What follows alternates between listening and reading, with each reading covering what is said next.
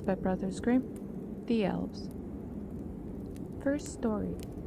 A shoemaker, by no fault of his own, had become so poor that at last he had nothing left but leather for one pair of shoes. So in the evening he cut out the shoes which he wished to begin to make the next morning, and as he had a good conscience he lay down quietly in his bed, commended himself to God, and fell asleep. In the morning, after he had said his prayers and was just going to sit down to work, the two shoes stood quite finished on his table. He was astounded and knew not what to say to it. He took the shoes in his hands to observe them closer, and they were so neatly made that there was not one bad stitch in them, just as if they were intended as a masterpiece.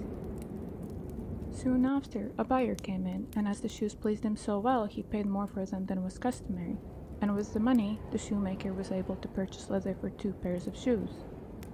He cut them out at night, and next morning was about to set to work with fresh courage, but he had no need to do so, for when he got up, they were already made, and buyers also were not wanting, who gave him money enough to buy leather for 4 pairs of shoes. Following morning, too, he found the 4 pairs made, and so it went on constantly. What he cut out in the evening was finished by the morning, so that he soon had his honest independence again and at last became a wealthy man.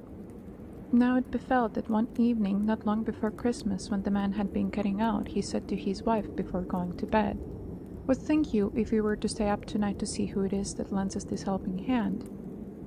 The woman liked the idea and lighted a candle, and then they hid themselves in a corner of the room behind some clothes which were hanging up there, unwatched.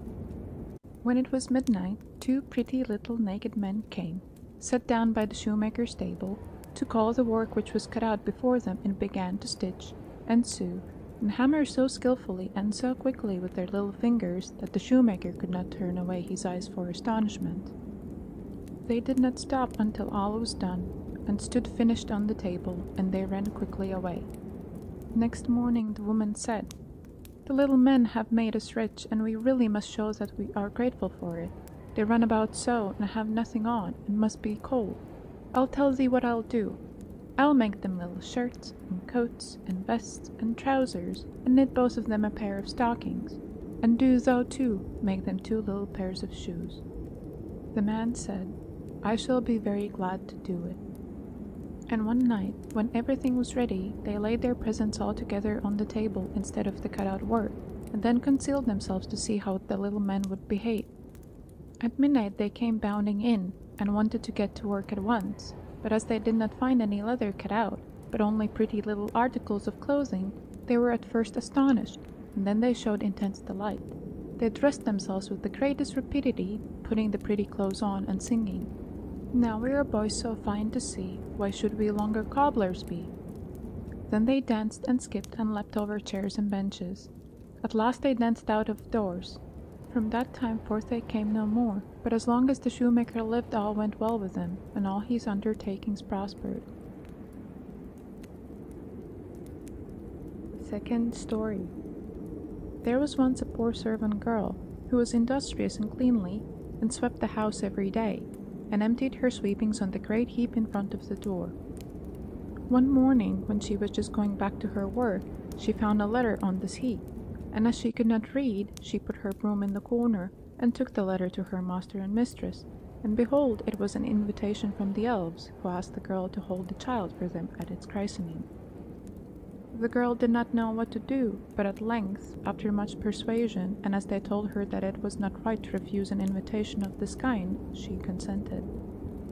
Then 3 elves came and conducted her to a hollow mountain where the little folks lived. Everything there was small, but more elegant and beautiful than can be described. The baby's mother lay in a bed of black ebony ornamented with pearls. The coverlids were embroidered with gold.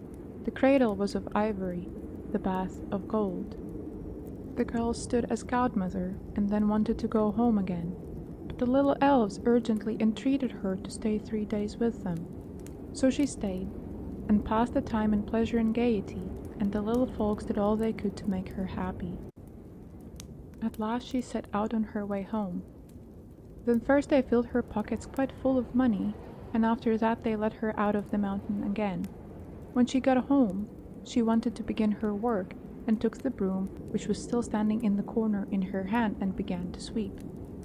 Then some strangers came out of the house who asked her who she was and what business she had there.